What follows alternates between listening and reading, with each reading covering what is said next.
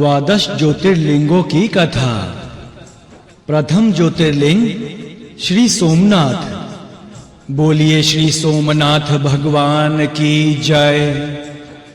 यह ज्योतिर्लिंग विश्व प्रसिद्ध सोमनाथ मंदिर में स्थित है, जो गुजरात प्रांत के काठियावाड़ में समुद्र किनारे स्थित है। यह प्रभास क्षेत्र के नाम से जाना जाता है। कथा इस प्रकार है कि एक बार दक्ष प्रजापति ने अपनी 27 कन्याओं का विवाह चंद्रमा से किया, किंतु चंद्रमा उनकी एक पुत्री रोहिणी को ही अधिक प्रेम करते थे। इस पर बाकी कन्याओं ने अपने पिता से अपनी उपेक्षा की बात कही। तब दक्ष ने चंद्रमा को समझाया, मगर चंद्र नहीं माने। इस पर दक्ष ने उन्हें क्षय रोगी होने का श्राप दे दिया। चंद्रमा तत्काल क्षयग्रस्त हो गए। तब देवताओं के कहने पर उन्होंने प्रभास क्षेत्र में आकर मृत्युंजय मंत्र का जप किया, जिससे प्रसन्न होकर भगवान शिव ने उनका कष्ट हरा। उन्होंने दक्ष के वचन की लाज रखने के लिए कहा कि कृष्ण पक्ष में तुम्हारी एक एक कला घटेगी और शुक्ल पक्ष में बढ़ेगी, तथा पूर्णमासी को तुम्हें पूर्ण चंद्रत्व प्राप्त होगा। शाप मुक्त होकर चंद्रदेव ने सभी देवताओं के साथ मिलकर मृत्युंजय भगवान से मां पार्वती के साथ प्राणियों के उद्धार के लिए वही निवास करने की प्रार्थना की। तभी से भगवान ज्योतिर्लिंग के रूप में वहां रहने लगे। श्री सोमनाथ जी दर्शन फल। श्री सोमनाथ जी के दर्शन मात्र से ही मोक्ष का मार्ग सरल हो जाता है। बोलिए श्री सोमनाथ भगवान की जय। द्वितीय ज्योतिर्लिंग श्री मल्लिका अर्जुन। बोलिए श्री मल्लिका अर्जुन भगवान की जय। यह ज्योतिर्लिंग आंध्र प्रदेश में कृष्णा नदी के तट पर श्री शैल पर्वत पर स्थित है। इस पर्वत को दक्षिण का कैलाश कहा जाता है। कथा इस प्रकार है।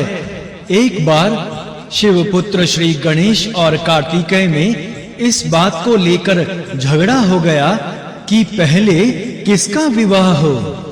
इसके निर्णय के लिए यह सिद्ध होना जरूरी था कि बड़ा कौन है। भगवान शिव मां पार्वती ने कहा, जो पृथ्वी का पहले चक्कर लगाएगा वही बड़ा है, उसी का विवाह पहले होगा। तब भगवान कार्तिकेय जी तो अपने वाहन मयूर पर बैठकर चले गए, मगर भगवान गणेश जी के सामने समस्या हो गई। एक तो स्थूल शरीर, दूसरे वाहन मूषक जैसा। तब उन्होंने भगवान शिव और माता पार्वती की परिक्रमा कर ली। माता की परिक्रमा पृथ्वी की परिक्रमा के बराबर है। इस तरह शास्त्र अनुसार पृथ्वी की परिक्रमा हो गई। जब भगवान कार्तिकेय जी लौटकर आए तो अपनी हार का समाचार पाकर बहुत दुखी हुए और क्रौंच पर्वत पर चले गए। माता पार्वती जी वहां उन्हें मनाने पहुंची। पीछे पीछे भगवान शंकर भी पहुंच गए और वहां ज्योतिर्लिंग के रूप में प्रकट हुए। तब से वे मल्लिकार्जुन ज्योतिर्लिंग के नाम से प्रसिद्ध हुए। भगवान मल्लिका अर्जुन के दर्शन का फल। भगवान मल्लिका अर्जुन ज्योतिर्लिंग का दर्शन, पूजन व अर्चन करने वाले भक्तों की सभी सात्विक मनोकामनाएं पूर्ण होती हैं। बोलिए भगवान श्री मल्लिका अर्जुन की जय। तृतीय ज्योतिर्लिंग श्री महाकालेश्वर। बोलिए भगवान श्री महाकालेश्वर की जय। यह परम पवित्र ज्योतिर्लिंग मध्य क्षेत्र के उज्जैनी नगरी में क्षिप्रा नदी के तट पर अवस्थित है। कथा इस प्रकार है। एक बार उज्जैन के राजा चंद्रसेन शिव पूजन कर रहे थे। वे बड़े ही शिव भक्त थे। उन्हें उधर से गुजरते हुए एक बालक ने देखा तो कौतूहलवश वह भी अपने घर में एक पत्थर उठा लाया और पूजा करने लगा। वह शिव पूजन में इतना खो गया कि भोजन आदि की सुधि भी न रही। तब दुखी होकर उसकी मां ने वह पत्थर उठाकर बाहर फेंक दिया। उस पर बालक जोर-जोर से रोकर भगवान शिव को पुकारने लगा। फिर जब बेहोश हो गया तो उधर भगवान शिव उसकी भक्ति से अति प्रसन्न हो उठे। कुछ देर बाद बालक को जो ही होश आया तो उसने अपने सामने एक अति भव्य मंदिर देखा। बालक श्रीकर भाव विभोर होकर भगवान शिव की स्तुति करने लगा। मां को जब यह समाचार मिला तो वह भी दौड़ी-दौड़ी वहां आई और अपने लाल को सीने से लगा लिया। राजा उग्रसेन को भी यह खबर मिली तो अपने अनुचरों सहित वे भी वहां पधारे। देखते ही देखते वहां बहुत से लोगों की भीड़ लग गई। तभी वहां रुद्र अवतार हनुमान जी प्रकट हुए और बोले, हे मनुष्यों, भगवान शंकर की भक्ति शीघ्र फल देने वाली है। इस बालक की भक्ति से प्रसन्न होकर उन्होंने इसे ऐसा फल प्रदान किया है जो बड़े-बड़े ऋषि मुनि करोड़ों जन्मों की तपस्या से भी प्राप्त नहीं कर पाते। इस गोप बालक की 8वीं पीढ़ी में धर्मात्मा नंद गोप का जन्म होगा और द्वापर में वे भगवान कृष्ण अवतार लेकर वहां तरह-तरह की लीलाएं करेंगे। तब से शिवधाम गमन करने तक राजा चंद्रसेन और श्रीकर गोप वहां भगवान शिव की आराधना करते रहे। एक अन्य कथा के अनुसार वहां एक तपोनिष्ठ ब्राह्मण थे जो भगवान शिव के अनन्य भक्त थे। वे जब भी तपादि करते दूषण नामक एक दैत्य उसमें विघ्न डालता, जिसे भगवान ने अपनी हुंकार मात्र से भस्म कर दिया था। भगवान चूंकि हुंकार सहित प्राप्त हुए थे, इसलिए उनका नाम महाकाल पड़ गया। इस परम पवित्र ज्योतिर्लिंग को महाकाल के नाम से इसलिए जाना जाता है।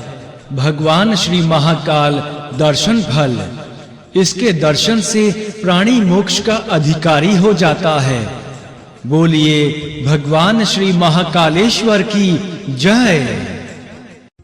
चतुर्थ ज्योतिर्लिंग श्री ओंकारेश्वर मध्य प्रदेश में नर्मदा नदी के तट पर मानधाता पर्वत पर श्री ओंकारेश्वर ज्योतिर्लिंग का मंदिर स्थित है। नर्मदा के दक्षिण तट पर यहाँ से थोड़ी दूर हटकर अमलेश्वर लिंग है। यह भी ओंकारेश्वर का ही रूप है। इसलिए पृथक होते हुए भी इन दोनों की गणना एक में ही की जाती है। अतः इस लिंग को अमलेश्वर के नाम से भी जाना जाता है। कथा इस प्रकार है, पुराणों के अनुसार एक बार विंध्य पर्वत ने पार्थिव अर्चना के साथ भगवान शिव की 6 मास तक कठिन उपासना की। उनकी इस उपासना से प्रसन्न होकर भगवान शंकर वहां प्रकट हो गए। उन्होंने विंध्य को मनोवांछित वर प्रदान किए। तत्पश्चात वे ज्योतिर्लिंग रूप में वहां उपस्थित हुए। कहते हैं कि वर प्राप्ति के अवसर पर वहां बहुत से ऋषिगण आ पहुंचे। उनकी प्रार्थना पर भगवान शिव ने उस लिंग के 2 हिस्से किए। एक का नाम ओंकारेश्वर और दूसरे का अमलेश्वर पड़ा। दोनों लिंगों का स्थान और मंदिर पृथक होते हुए भी दोनों की सत्ता और स्वरूप एक ही माना गया है। श्री ओंकारेश्वर दर्शन फल, भगवान ओंकारेश्वर लिंग के दर्शन मात्र से ही लौकिक पारलौकिक दोनों प्रकार के उत्तम फलों की प्राप्ति होती है। बोलिए भगवान श्री ओंकारेश्वर की जय। पंचम ज्योतिर्लिंग श्री केदारनाथ बोलिए भगवान श्री केदारनाथ की जय। यह ज्योतिर्लिंग हिमालय के केदार नामक चोटी पर अवस्थित है। कथा इस प्रकार है। पुराणों के अनुसार महातपस्वी श्री नर एवं नारायण ने बहुत वर्षों तक इसी स्थान पर भगवान शिव को प्रसन्न करने के लिए तपस्या की थी। कई हजार वर्षों तक निराहार रहकर एवं एक पैर पर खड़े होकर उन्होंने भगवान शिव नाम का जाप किया। उनकी इस तपस्या की त्रिलोक में प्रशंसा होने लगी। तब अवडर दानी भगवान शिव ने भी उनकी तपस्या से प्रसन्न होकर प्रत्यक्ष प्रकट हो उन्हें दर्शन दिए। श्री नर और नारायण ने भाव विभोर होकर उनकी पूजा अर्चना की। भगवान शिव ने उनसे वर मांगने को कहा।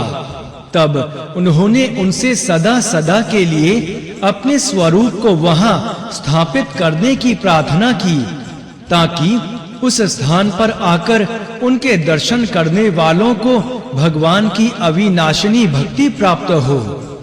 उनकी प्रार्थना सुनकर भगवान ने ज्योतिर्लिंग के रूप में वहां वास करना स्वीकार कर लिया। भगवान श्री केदारनाथ दर्शन फल। शिवलिंग के निवास के कारण भगवान केदार शिखर सर्व प्रकार से पवित्र हो गया। इसका दर्शन पूजन करने वालों को समस्त ऐश्वर्य के साथ अचल भक्ति, ज्ञान एवं मोक्ष की प्राप्ति होती है। बोलिए भगवान श्री केदारनाथ की जय। षष्ठ ज्योतिर्लिंग श्री भीमेश्वर। बोलिए भगवान श्री भीमेश्वर की जय। यह ज्योतिर्लिंग गुवाहाटी के पास ब्रह्मपुर नामक पहाड़ी पर अवस्थित है। कथा इस प्रकार है। प्राचीन काल में भीम नामक एक महाबलशाली राक्षस हुआ। उसने भगवान ब्रह्मा जी की तपस्या कर त्रिलोक विजय होने का वरदान प्राप्त कर लिया और शीघ्र ही सारे लोकों को जीत लिया। काम रूप नरेश सुदक्षिणा को शिव भक्त होने के कारण उसने कारागार में डाल दिया।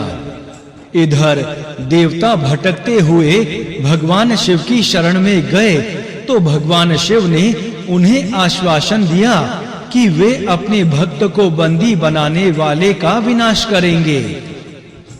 उधर राजा सुदक्षिणा बंदी गृह में बैठा भगवान शिव का पार्थिव शिवलिंग स्थापित कर उसकी अर्चना कर रहा था कि तभी दैत्य वहां आया और अपनी तलवार से उस पार्थिव शिवलिंग पर प्रहार किया। इससे पूर्व की उसकी तलवार लिंग का स्पर्श कर पाती, उसके भीतर से भूत भावन भगवान शंकर प्रकट हुए और अपनी हुंकार मात्र से उस राक्षस को जलाकर भस्म कर दिया। तभी सारे देवता, ऋषि मुनि वहां एकत्रित होकर उनकी स्तुति करने लगे और एक स्वर में भगवान शिव से विनती की कि लोक कल्याण के लिए वे वहीं निवास करें। तभी से भगवान शिव ज्योतिर्लिंग के रूप में वहां निवास करने लगे।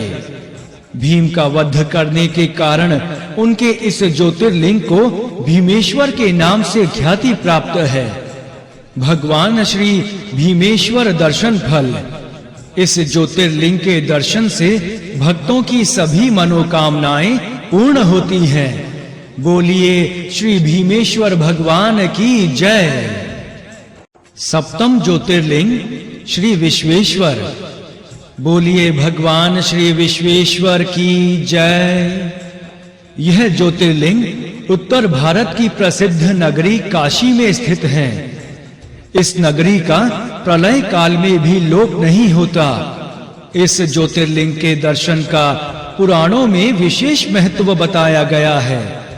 कथा इस प्रकार है कि भगवान शंकर माता पार्वती जी का पानी ग्रहण करके कैलाश पर ही रह रहे थे, मगर माता पार्वती जी को यह अच्छा नहीं लगता था। एक दिन उन्होंने भगवान शिव से कहा, आप मुझे अपने घर ले चलिए। यहाँ रहना मुझे अच्छा नहीं लगता। शादी के बाद सभी लड़कियां अपने पति के घर जाती हैं और मुझे पिता के घर में ही रहना पड़ रहा है। भगवान शिव ने उनकी बात स्वीकार कर ली और पार्वती जी को साथ लेकर अपनी पवित्र नगरी काशी में आ गए और यहाँ आकर वे विश्वेश्वर ज्योतिर्लिंग के रूप में स्थापित हो गए। श्री भगवान विश्वेश्वर दर्शन फल। इस ज्योतिर्लिंग के दर्शन से मनुष्य समस्त पापों तापों से छुटकारा पा जाता है। काशीवास के समय मृत्यु को प्राप्त होने वाले साधक को शिवलोक की प्राप्ति होती है, ऐसा शास्त्र सिद्धांत है। मान्यता के अनुसार स्वयं शिव तारक मंत्र सुनाकर मरने वाले के समस्त पापों को हर लेते हैं। बोलिए भगवान श्री विश्वेश्वर की जय। अष्टम ज्योतिर्लिंग श्री त्र्यंबकेश्वर। यह ज्योतिर्लिंग महाराष्ट्र प्रांत के नासिक शहर से 30 किलोमीटर पश्चिम में अवस्थित हैं। इन ज्योतिर्लिंग स्थापना के संदर्भ में पुराण प्रचलित कथा इस प्रकार है। एक बार गौतम ऋषि से एक गाय की हत्या हो गई। इस पाप से मुक्ति पाने के लिए ऋषि गौतम ने भगवान शिव की घोर तपस्या की। उनकी आराधना से प्रसन्न होकर भगवान शिव ने प्रकट होकर वर मांगने को कहा। तब ऋषि गौतम ने कहा, भगवान आप मुझे गौ हत्या के पाप से मुक्त कर दें। तब भगवान शंकर बोले, ऋषि गौतम तुम निष्पाप हो, गौ हत्या तुमसे छल पूर्वक कराई गई थी, मैं उन लोगों को दंड दूंगा। इस पर ऋषि गौतम ने कहा कि नहीं प्रभु, आप उन्हें कोई दंड ना दें, क्योंकि उनके कारण ही मुझे आपके दर्शन हुए हैं। यह सुनकर बहुत से ऋषि मुनि तथा देवगणों ने उनकी बात का अनुमोदन किया और प्रार्थना की कि आप सदा सदा के लिए यही निवास करें। भगवान शिव ने उनकी प्रार्थना स्वीकार कर ली और त्र्यंबक ज्योतिर्लिंग के नाम से वहीं स्थित हो गए। ऋषि गौतम जी द्वारा लाई गई गंगा गोदावरी भी वहीं पास में प्रवाहित होने लगी। भगवान श्री त्र्यंबकेश्वर दर्शन फल। इस लिंग का दर्शन पापों से मुक्ति दिलाकर समस्त पुण्यों को प्रदान करने वाला है। बोलिए भगवान श्री त्र्यंबकेश्वर की जय। नवम ज्योतिर्लिंग श्री वैद्यनाथ। बोलिए भगवान श्री वैद्यनाथ की जय। यह ज्योतिर्लिंग बिहार प्रांत के संथाल परगने में स्थित है। कथा इस प्रकार है, कहते हैं कि एक बार राक्षस राज रावण ने हिमालय पर जाकर भगवान शिव की घोर तपस्या की। तपस्या की पराकाष्ठा पर उसने एक एक करके अपने शीश को काटकर शिवलिंग पर चढ़ाने शुरू कर दिए। जब उसने अपना 10वां सिर काटकर भगवान को अर्पण करना चाहा, तो प्रसन्न होकर भगवान शिव प्रकट हुए और उन्होंने रावण को वैसा करने से रोका। भगवान शिव ने उसके पहले चढ़ाए 9 सिर भी जोड़ दिए। भगवान शिव ने रावण से वर मांगने को कहा। रावण ने वर के रूप में उस शिवलिंग को अपने साथ अपने देश लंका की राजधानी में ले जाने की आज्ञा मांगी। भगवान शिव ने उसे यह वर दे तो दिया, लेकिन एक शर्त भी रख दी कि यदि तुम रास्ते में इसे कहीं रख दोगे तो यह वहीं स्थापित हो जाएगा। रावण ने यह शर्त स्वीकार कर ली और लिंग को लेकर अपनी राजधानी को चल दिया। कुछ मील चलने पर उसे लघु शंका करने की इच्छा प्रबल हुई। उसने इधर-उधर देखा, वहां उसे एक अहीर दिखाई दिया। रावण ने वह लिंग उसके हाथों में थमा दिया और स्वयं लघु शंका की निवृत्ति के लिए चला गया।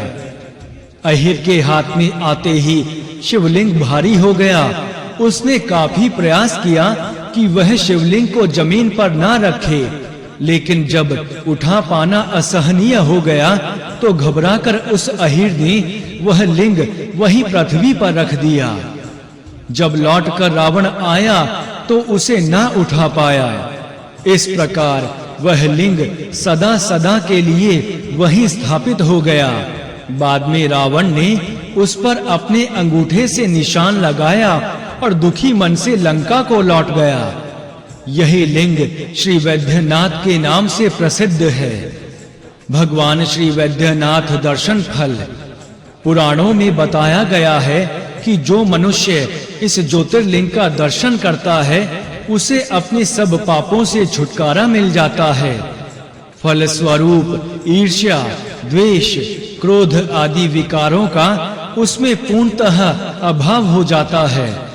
वह समस्त प्राणी मात्र के कल्याण में स्वयं को पूर्णतः समर्पित कर देता है। बोलिए भगवान श्री वैद्यनाथ की जय। दशम ज्योतिर्लिंग श्री नागेश्वर।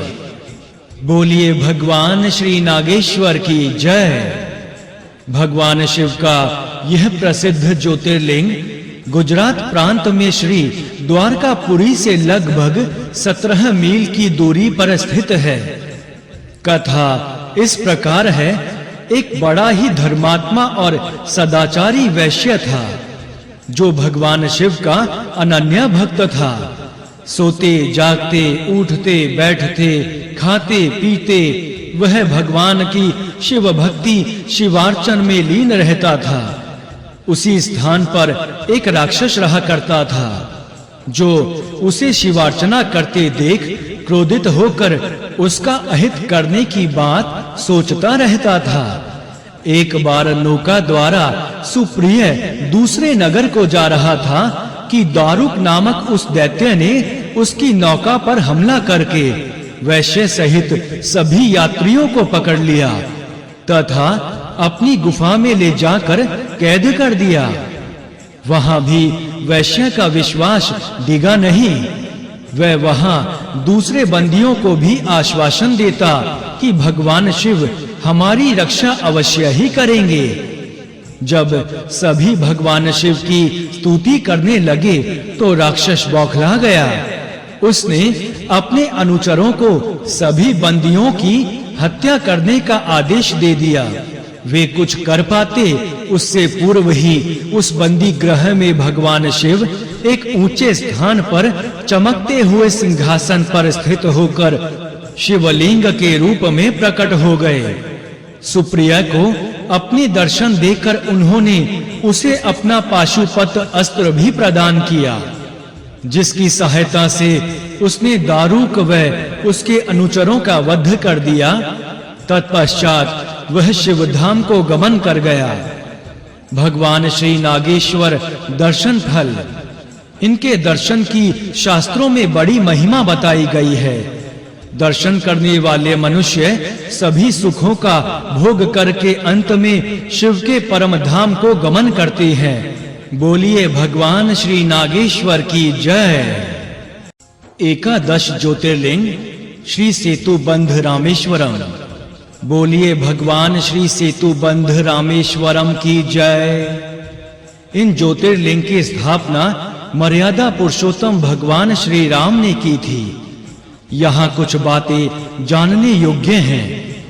भगवान श्री विष्णु के अवतार हैं भगवान श्री राम। श्री राम भक्त हनुमान रुद्र के 11वें पुरुष अवतार हैं।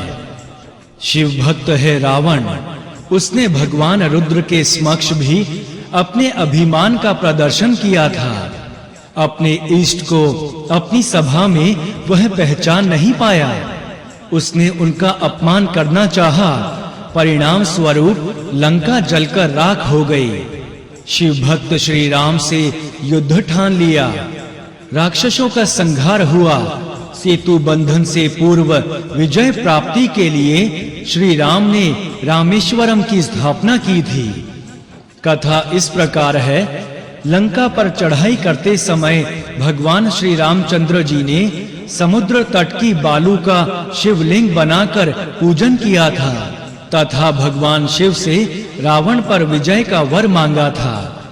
भगवान शिव तभी से लोक कल्याणार्थ सभी देवों की प्रार्थना पर वहां लिंग रूप में निवास करते हैं। तभी से यह ज्योतिर्लिंग यहाँ विराजमान है। इसी के पास भगवान हनुमान जी द्वारा लाए गए लिंग की भी स्थापना भगवान श्री राम ने करवाई थी। भगवान श्री सेतुबंध रामेश्वरम दर्शन फल, इनके दर्शन से मनुष्य को विजय श्री प्राप्त होती है। बोलिए भगवान श्री सेतुबंध रामेश्वरम की जय। द्वादश ज्योतिर्लिंग श्री घुष्मेश्वर, बोलिए भगवान श्री घुष्मेश्वर की जय। द्वादश ज्योतिर्लिंगों में यह अंतिम ज्योतिर्लिंग है। यह महाराष्ट्र प्रदेश में दौलताबाद से 12 मील दूर वैरुल गांव के पास अवस्थित है। पुराणों में इनकी कथा इस प्रकार है। दक्षिण प्रदेश में सुधर्मा नामक एक ब्राह्मण रहता था। उसकी पत्नी सुलक्षणा थी, किंतु उनके कोई संतान नहीं थी। दोनों ने संतान प्राप्ति के लिए काफी जतन किए, मगर सब व्यर्थ रहे। अंत में ज्योतिष गणना से ब्राह्मण ने जाना कि उसकी पत्नी के गर्भ से संतानोत्पत्ति हो ही नहीं सकती। जब उसकी पत्नी सुदेहा को भी इस ज्योतिष गणना का पता चला, तो उसने ब्राह्मण को विवश करके उसकी दूसरी शादी अपनी छोटी बहन से करा दी। उसका नाम घुष्मा था और वह भी बड़ी सदाचारिणी थी। यथा समय उसने एक पुत्र को जन्म दिया। अब तो ब्राह्मण का सारा प्यार उस पर बरसने लगा। यह देखकर सुदेहा को पश्चाताप होने लगा कि अब उसका इस घर में कुछ भी ना रहा। पति भी उसकी बहन को ही अधिक मानता था। धीरे धीरे बालक बड़ा होने लगा। इधर सुदेहा भी भीतर ही भीतर कुढ़ रही थी, मगर एक दिन उसके सब्र का प्याला भर गया। उसने घुष्मा के पुत्र की हत्या करके उसका शव सरोवर में फेंक दिया। उसी सरोवर में घुष्मा नित्य पार्थिव शिवलिंग प्रवाहित करती थी। वह भगवान शिव की सच्ची भक्त थी। घर में बच्चे को ना पाकर सुधर्मा वह अन्य रोने पीटने लगे, मगर घुष्मा नित्य की भांति शिव की पूजा अर्चना में लीन रही। उसे पुत्र की लेश मात्र भी चिंता नहीं थी। पूजा समाप्त करके उसने सरोवर की मिट्टी से ही बने पार्थिव शिवलिंग को सरोवर में छोड़ दिया और पलटकर घर की ओर चल दी। तभी सरोवर से उसका पुत्र निकलता दिखाई दिया, मानो खेलता हुआ कहीं से लौट आया हो। तभी भगवान शिव वहां प्रकट हुए और घुष्मा से वर मांगने को कहा। भगवान शिव बेहद क्रोध में थे। वे त्रिशूल से सुदेहा का गला काटने को उद्गत हुए, मगर घुष्मा ने उनसे विनती की कि उसकी बहन को क्षमा कर दे, क्योंकि उसकी करनी से घुष्मा को उसके इष्ट के दर्शन हुए थे। तब भगवान से उसने यही वर मांगा कि लिंग रूप में भगवान शिव सदा के लिए वहीं निवास करें। प्रभु ने उसकी प्रार्थना स्वीकार कर ली तथा लिंग रूप में वहीं स्थापित हो गए। शिव भक्त घुष्मा के कारण ही उस स्थान का नाम घुष्मेश्वर पड़ा। भगवान श्री घुष्मेश्वर दर्शन फल। इस पवित्र लिंग का दर्शन लोक परलोक दोनों के लिए अमोघ फलदायी है। बोलिए भगवान श्री घुष्मेश्वर की जय।